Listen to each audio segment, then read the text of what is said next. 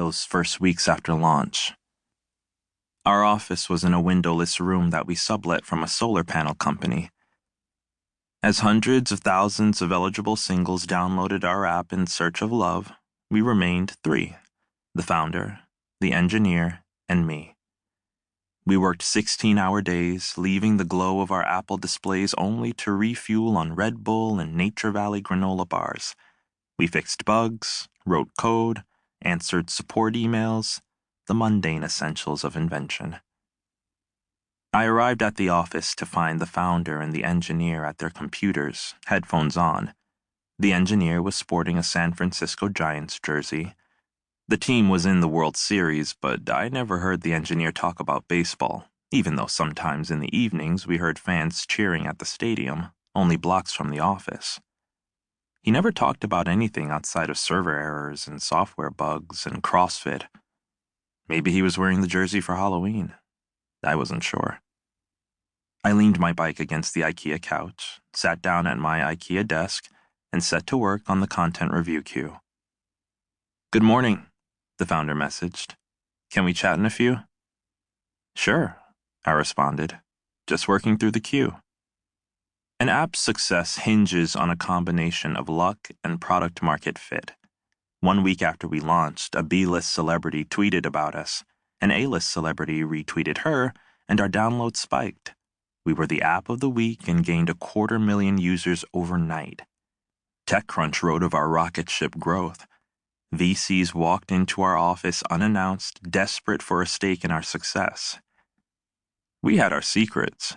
There's always more going on under the hood of an app than its creators care to admit, and I felt protective of this system I'd helped create, especially when my so-called college friends, strivers and ladder climbers, hoping to reconnect after a couple years of silence, flooded me with texts. "Is the desperate quotient real? Is it true, celebrity's name redacted, uses it under an alias?" Inevitably, they would become upset by my lack of response, as though my silence conveyed something important about our friendship. And maybe it did. "So what do you do there, Ethan?" one guy from my freshman dorm asked, after I'd ignored 3 or 4 of his texts. "Aside from look at porn, I mean." "Content review," I corrected, a term that casts the work as more professional, at least in my eyes. I added that I also helped implement clever in-app solutions for users struggling with serious issues: cutters and anorexics, the depressed and the bullied. If you included suicidal in your dating profile, for instance, a pop-up appeared with a link to a website of helpful resources. Out of 20,000 users who typed suicidal, 5% tapped the link. That's 1,000 lives I may have saved. Incredible scale. DateDate had just hit 1 million users. The founder liked us to write out the number like that. 1,000,000 instead of 1 million. It was a marketing thing. He said the zeros would help people see the magnitude of our community, though honestly 1 million looked equally impressive to me. 1 million is when I started to feel totally exposed. I couldn't work on another project for more than 15 minutes before I was shuttled back to the world of content review. It had only been a couple of weeks, but I was drowning.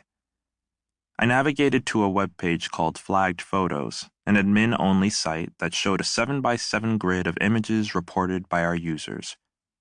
We couldn't automatically remove photos because many users reported images that didn't violate our guidelines. Someone needed to review them. Alongside dick pics and zoomed-in screenshots of porn clips were photos of family reunions, weddings, company softball games. In the grid, I selected the photos that needed to be removed: a racist meme, a snapshot of a woman with slut photoshopped across her forehead, and hit submit. The selected photos disappeared from the app, while the others were allowed to stay. The webpage reloaded to display a new grid of photos. About 30 refreshes later, I finished, until another warning appeared in my inbox: content review queue full. I made mistakes.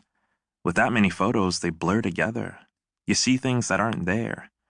Users would email to appeal the removal of their photos, and I'd open a new window to review their deletion. Oftentimes, I'd see a photo removed correctly, but sometimes